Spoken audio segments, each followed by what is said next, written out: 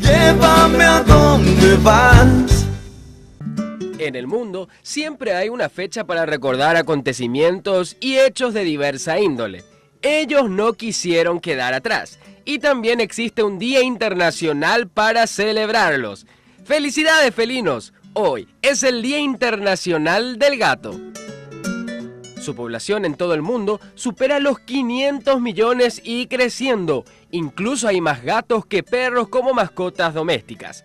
Desde épocas muy remotas, los gatos son esos felinos que se animaron a la aventura más grande, domesticar al hombre. Los gatos se han relacionado con el hombre ya hace 9.500 años atrás. Y por supuesto, han llegado a la pantalla grande y a la televisión. ¿Cómo olvidar a Garfield? El perezoso felino amaba dormir y su plato favorito era la lasaña.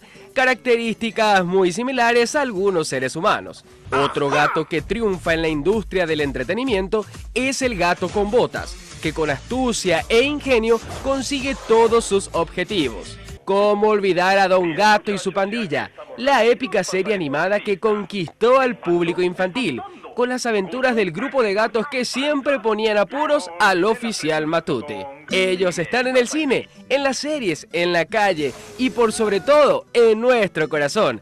Así que en este día no olvides mimar a tu gatito. Llévame a donde vas.